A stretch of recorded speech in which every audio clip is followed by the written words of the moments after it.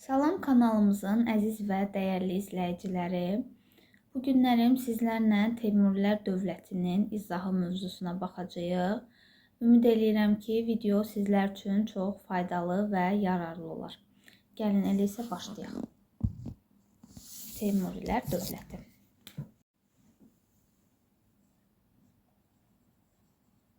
Teymurilər. Bilirik ki, Teymurilər dövləti nə vaxt yaranıb? 1370-ci ildə. Ta ki 1370-ci ildən 1507-ci ilə qədər mövcud olacaq bu dövlətin tarixinə, hökmdarlarının siyasətinə, həyata keçirmiş olduğu tədbirlərə baxırıq. Bilirik ki, biz Teymurilər dövləti elə Əmir Teymurun adından adlandırılıb Teymurilər şəklində. Və Əmir Teymur 1370-ci ildə Səmərqənddə Teymurilər dövlətinin əsasını qoyur.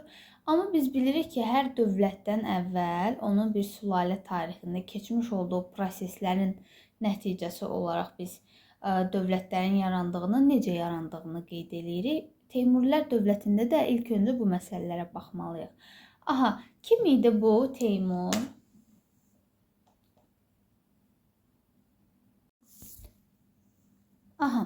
Dövlətin yaranmamışdan əvvəlki biz proseslərə baxsaq, biz birinci burada Cağatay ulusunun adını qeyd eləməliyik. Cağatay ulusu. Biz bilirik, deməli 1227-də yaranıb ta ki 1370. Teymurilər dövlətinin yaranmasına qədər mövcud olmuş olacaq bu ulus. Deməli, Çingiz xan öləndə bir vəsiyyətnamə hazırladır, yəni vəsiyyət eləyir. Onun vəsiyyətnaməsinə əsasən deməli, Monqol dövləti onun oğlanları arasında uluslara bölünür. Bu uluslardan biri də Cağatay ulusudur, elə. Cağatay ulusunun digərlərindən fərqi nədir? Fərq odur ki, digər uluslarla sərhədli yerləşdiyindən, tutaq ki, ətrafında digər Monqol ulusları olduğundan, günəşə oxşadılar. O, digər Monqol ulusları kimi uğurlu hərbi yürüşlər, işğallar həyata keçirə bilmədi. Çünki zaten digər uluslarla əhatələnmişdi. Bu uluslar da dünyanı tutmuşdu hər yeri. Bir çox əraziləri ələ keçirmişdi. Ona görə bu Cağatay ulusundakı proseslər hərbi güc, hərbi qüdrət daha çox daxili müharibələrə sərf olundu. Yəni ki, hakimiyyətin daxilindəki mübarizələrə, şahzadələr, hökmdarlar arasında mübarizələrə, kimin taxta gələcəyi bu kimi məsələlərə. Ümumiyyətlə biz Cağatay ulusuna aid edirik. Haranın Mərkəzi Asiyadır, Mavərən Nəhərdir, Xarəzmdir. Bu kimi ərazilər Cağatay ulusuna aid edilir. Bir də qeyd edirik nəyi? 14-cü əsrin ortalarında 1350-lərdə bu Cağatay ulusu iki yerə parçalanır, bölünür.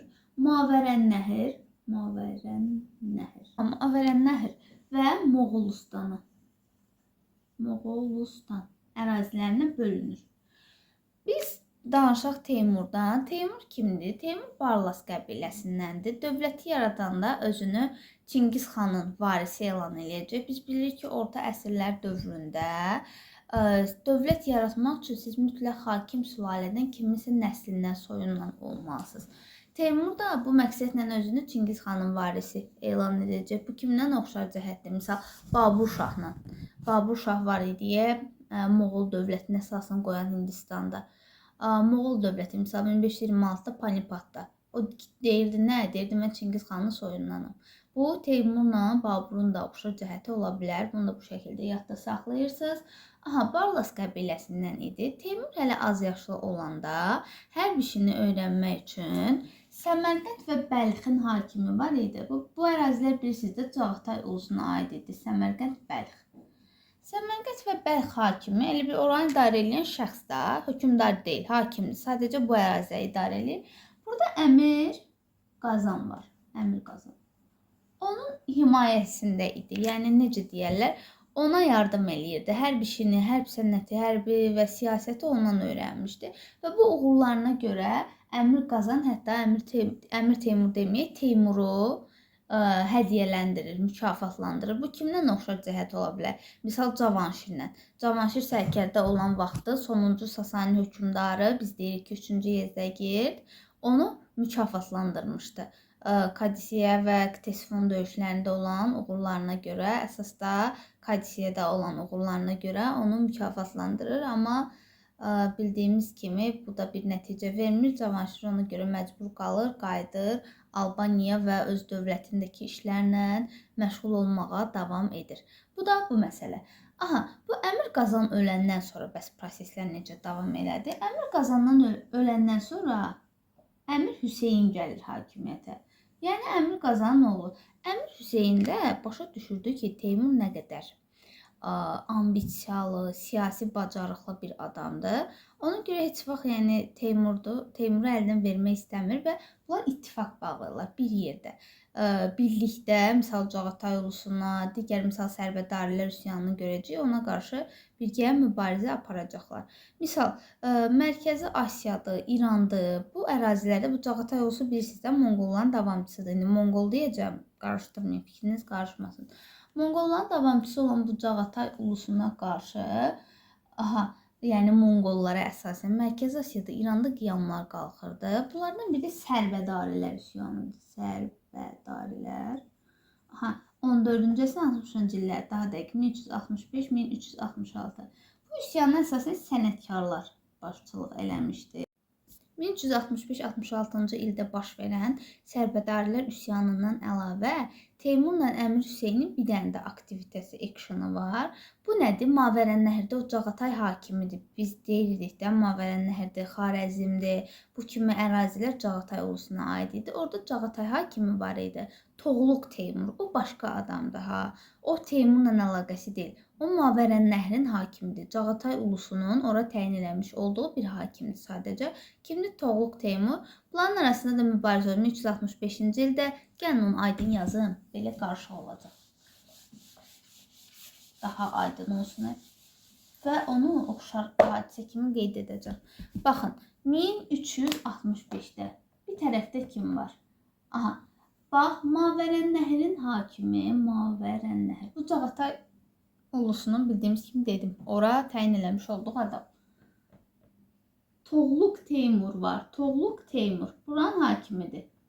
Başqa adam da, Teymur deyil. İndi rahat olsun deyə qeyd edirəm.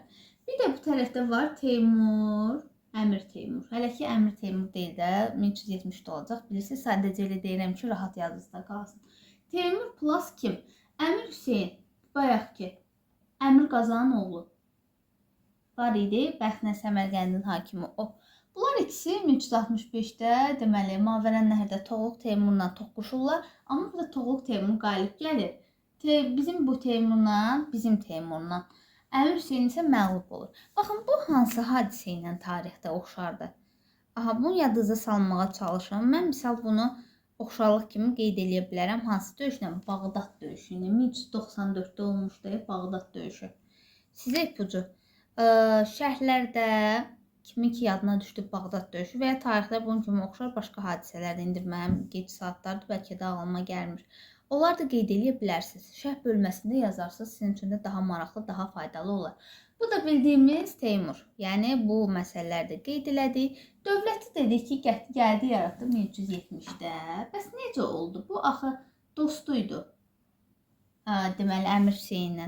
Teymurun öz nitqlərində, öz ifadələrində var. Deyir, dünya deyir, o qədər böyük bir yer deyil ki, onu 2 dənə hökmdar idarə eləsin. Deyir, Tanrı, deyir, hər şeyin yaradıcısı olan Tanrı. Əgər bir dənədirsə, yəni bütün yer üzərində, kainatda, o necə ola bilər ki, kiçik bir deyir, torpaq sahəsinin yer üzündə, dünyada, orada 2 dənə hakim ola. Ona görə Əmir Hüseyni çıxardır aradan və 1370-ci ildə Səmərqənddə üsyan qaldırır və yeni bir dövlətin, Teymurilər dövlətinin əsasını qoyur. 1370 Teymurilər dövləti. Əmir Teymur tərəfindən. Teymuri dövləti, yazıram dövlət. Əmir Teymur 1370-dən hakimiyyətdə olacaq 1405-ə qədər. Əmir Teymurun bir çox hərbi uğurları, hərbi yürüşləri var. Ondan başqa daxili siyasətdə, mədəniyyət sahəsində də çox uğurlu bir şəxsiyyətdir. Yəni tək onlarla qalmayıb. Misal, xarici yürüşləri nədən danışaq? Azərbaycana olan yürüşləri, Azərbaycan əlaqələrini misal yaxşı bilirsiniz. Deməli, 1370-ci illərdə nə edir? İllərdə, 1370 deyilə konkret illər, 70-ci illərdə Neynədi? Mərkəzi Asiyanı tamamilə birləşdirdi. Amma Xarəzmin işğalı 14-cü əsrin sonlarına qədər davam edəcək. Yəni çox biraz vaxtını aldı Xarəzm tam tutmaq, ələ keçirmək Teymurun. Daha sonra Teymurdan nə deyə bilərik? Misal Cənubi Qafqaza, İrana yürüşləri. Bilirik ki, 1385-88 deməli Azərbaycanın yürüşləri. Bu Azərbaycan tarixini ətraflı oxumuşuq. Burada da qeyd eləyək, Cənubi Qafqazı tutur. Bax, sonra Suriyadır, Hələb, Dəməşq o ərazilər orada tutur. Cənubi Qafqazdır, İrandır. Sonra Anadoluda kiçik hakimliklər vardı. İndi misal maraqlı gələr ki, sizə Anadolu zaten Osmanlının hakimiyyəti altında idi. Amma məsələ elə deyil. Orada kiçik hakimliklər vardı və Osmanlıya qarşı necə deyirlər, separatçılıq da deyir, separatizm həyata keçirirdilər və onlar Teymura hətta dəfələrlə məktub yazmışlar Osmanlıya qarşı birləşmək məqsədi ilə. İndi misal universitetlərdə falan ətraflı keçirilir də, o bölünərək keçirilir. Amma burada hələ ki ehtiyac yoxdur. Bir dənə bilin ki, hakimliklər Teymura qarşı, deməli Osmanlıya qarşı, üzr istəyirəm, hakimliklər Osmanlıya qarşı Teymurdan kömək istəyir və Teymurla birləşdirir. 1402 Ankara döyüşü bunun sübutudur. Bu məsələ də belə. Sonra Teymurdan nə deyə bilərik? 1395 Terek, Teymur, Toxtamış, Terek. 3 dənə 1395-ci ildə nə oldu? Bu Toxtamış kimdir? Qızıl Ordu dövlətinin hökmdarıdır. Toxtamış ilə hakimiyyətə bu Teymurun özü gətirmiş. Burada məsələ əslində bilirsiniz nədir? Toxtamışı biz dedik ki, Teymur gətirdi hakimiyyətə.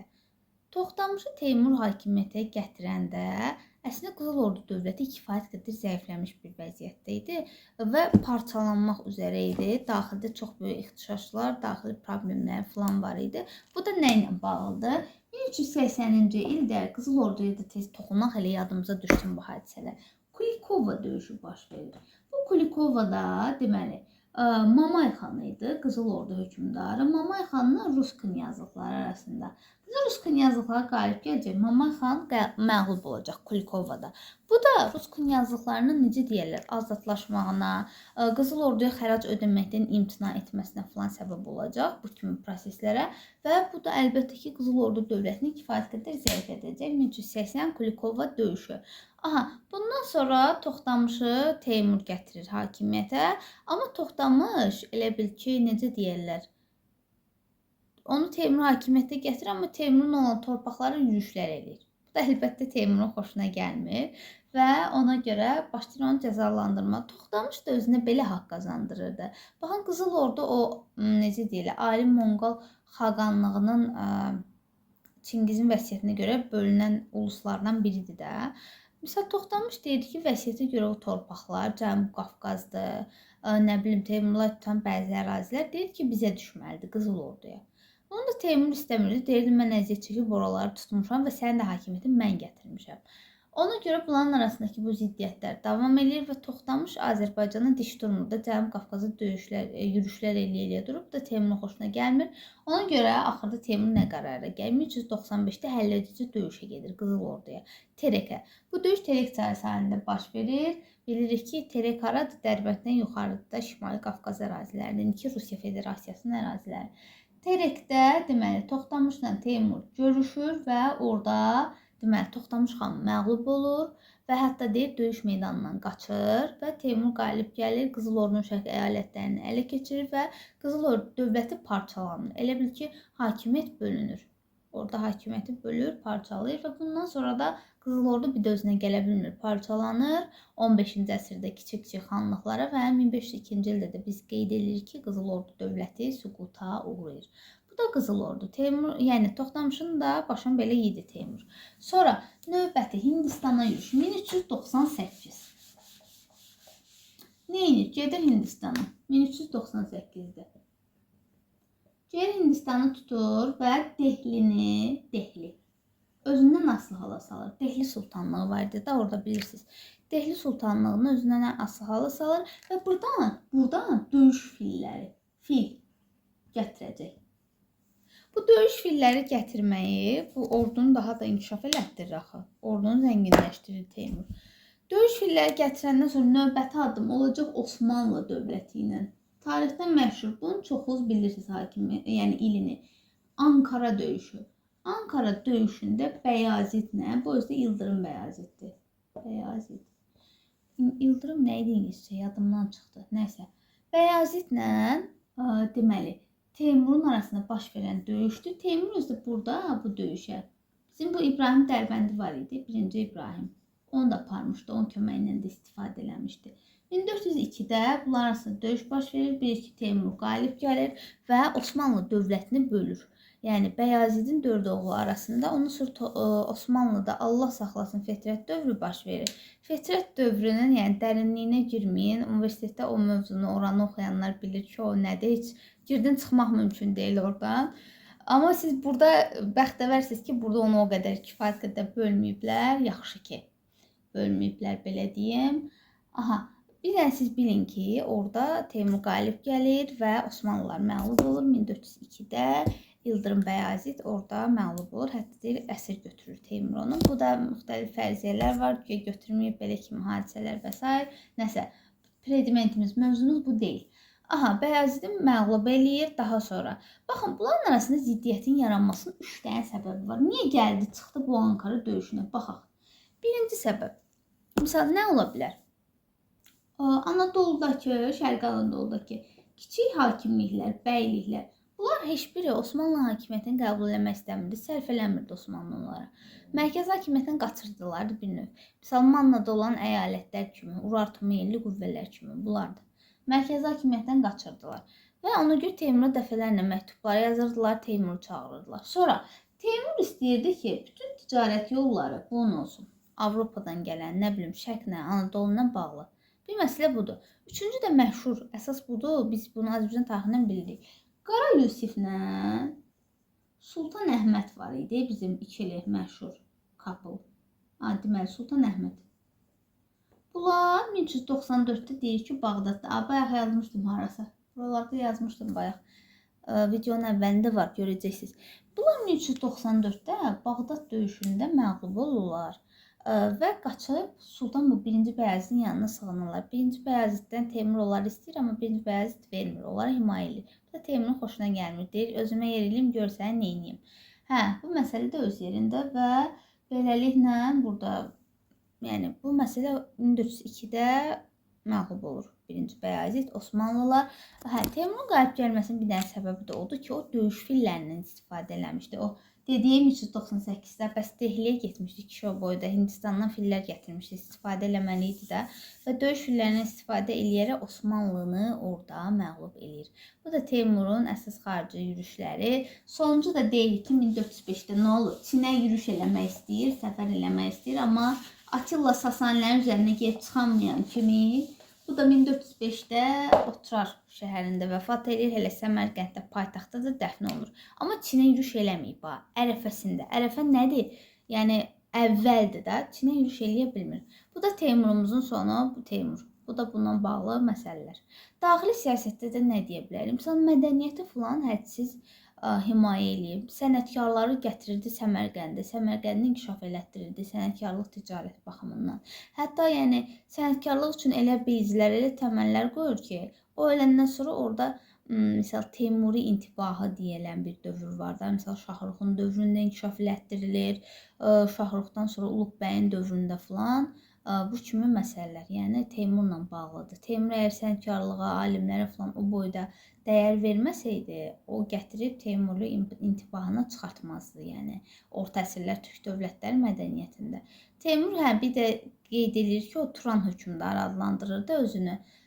Türkistanın, Turanda bilirsiniz də, türk dövlətlərinin Türkistanın qədim adıdır.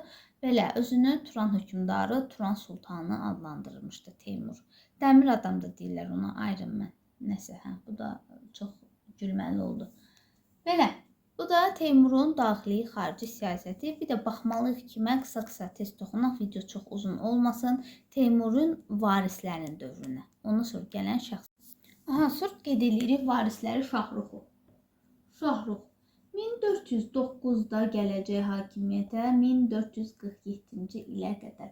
Şahrukun dövrü, yenə deyirəm, mədəniyyət sahəsində uğurlardır. Teymuri intibahının yüksəliş dövrüdür.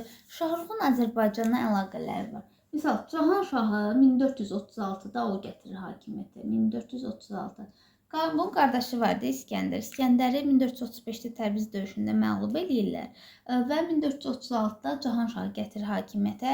Cahanşah ta ki yadınıza gəlir, Qaraqoyunun keçəndə Cahanşahın hakimiyyətini iki yerə bölürdük.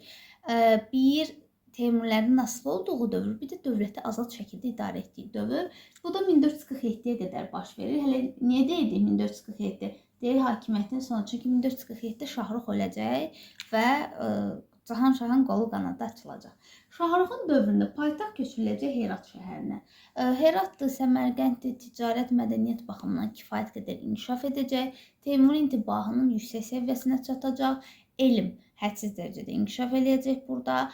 Sonra da ki, bir dənə məsələ, misal Osmanlı ilə əlaqələri falan yaxşıdır. Osmanlıdır, Qızıl Ordu kimi dövlətlərlə qəşəng münasibətlər var Şahrukun dövründə. Bir də deyirəm 1409. Axı maraqlı gələrsə, Teymur öldü 1405-dən 1409-a qədər hakimiyyətdə bu qədər vaxt boşluq mu olub? Bəli, yoldaşlar, boşluq olub. Nə baxımından? Hakimiyyət uğrunda sərkərdələr arasında, yəni varislər arasında mübarizələr gedir və 1409-da Şahruk bu yəni mübarizələrdə qalib gələcək. Yaxşı. Bu da bu məsələ. Şahrukdan sonra biz deməliyik kimi, deməli, Şahrukdan sonra gələcək Uluqbəyin hakimiyyəti. Uluqbəy 1447-dən 1449-a qədər Uluqbəyin dövründə yenə Teymuri intibahının biz inkişafını görürük. Özü də məşhur astronom idi, astronom. Və bunun fərqi bilirsiniz nədir? Teymur intibahı inkişaf edir, amma Teymur kimi xarici yürüşləri, xarici uğurlu yürüşləri yoxdur. Daha çox daxili inkişafa, dövlətin daxilini inkişaf elətdirməyə çalışırlar. Ona görə də ki, ondan sonra biz yavaş-yavaş görürük ki, Teymurlar dövləti zəifləyəcək və süqut uğrayacaq. Çünki uğurlu müharibələr olmayanda bilirik, həmişə demişik, hərbi qənimət olmur, qənimət olmasa pul yoxdur, pul olmasa ordunu razı sala bilmirsən, orduya maaş verənməsində dövlət yavaş-yavaş zamanla zəifləyir. Yəni, iqtisadiyyat olmayan yerdə, qısası, pul olmayan yerdə inkişaf yoxdur. Vəssalam, yəni, reallıq, reality, dövrümüzün reallığı. Bu məsələ də belə. Uluqbəydən sonra baxın, biz burada bölgədə kimi görəcəyik? Şeybaniləri. Şeybani xanlığı var 1428-1468. Bu hələ ki xanlıqdır. Baxın, bu Teymurlərin də zəiflədiyi dövrdür. Şeybanilər yəni bölgədə güclənəcəklər. Nə edirlər? Misal Səmərqənddir, Bəxtdir, bu əraziləri ələ keçirirlər. Və hətta biz deyirik ki, sonunda Teymurlərin əlində bir dənə Xorasan qalır. Bir dənə Xorasanla məhdudlaşmalı olurlar və Şeybanilər geniş ərazilər tuta-tuta gəlirlər. Şeybani xanlığı. Sonra biz qeyd eləməliyik Teymuri hökmdarı Əbu Səiddə. Bu Azərbaycan tarixini tanıyırsınız siz. Deməli, 1451-dən hakimiyyətdə olacaq 1469-a qədər. Muğan döyüşü. 68-69.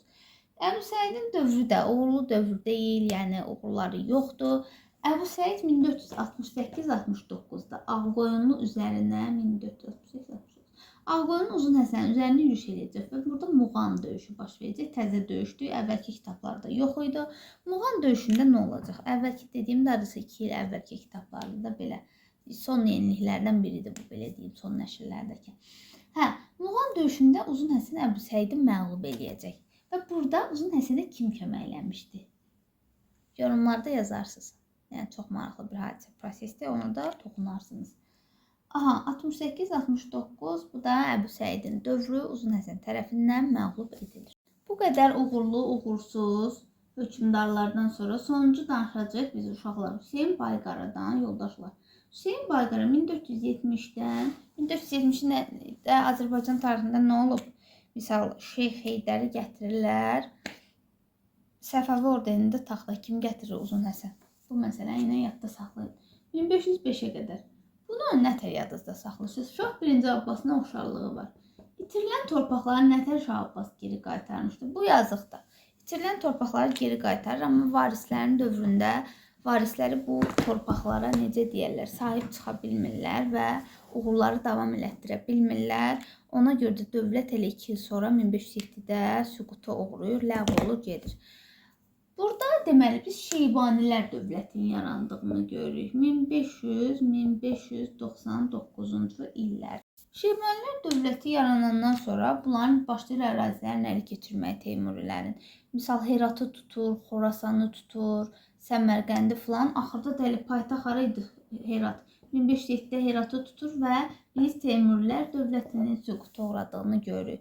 Xorasanı tutanda, misal oradakı hakimlər deyək də, hökmdarlar ki, hansı ki onlar Səfəvi hökmdarları, elə Şah 1-ci İsmayıl gətirmişdi hakimiyyətə.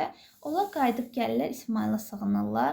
Ona görə elə biz sonra deyirik Şeybanilərlə, misal Səfəvilərin müharibəsi 1510-da hansı döyüş idi o? Mərv. Bu məsələ ilə bağlıdır. Deyir ki, sən bizim himayə elədiyimiz Teymur hökmdarlarını, Teymur dövlətini nətər süquta uğratmısan? Ona görə də aralarında mübarizə düşür, konflikt. Əbu Səid nə hardasa oxşarlıqdır. Belə, Teymurilər dövləti bu qədər. Biraz xırdalıqlar var, amma çətin mövzu deyil, həqiqətən deyil. Diqqətlə oxusanız, anlayacağınız və başa düşəcəyiniz bir mövzudur. Sonda videonu Əmir Teymurun bir sözü ilə bitirmək istəyirəm, sözü ilə, statı ilə. Dövlətlər qılıncla alınıb, ədalətlə idarə olunsun. Çox sağ olun, sizə uğurlar arzulayıram. İnşallah qısa günlərdə, yəni yaxın müddətdə növbəti videolarda görüşmək niyyəti ilə Səfəvilər dövlətinin bəzi hissələrinin izahı gələcək.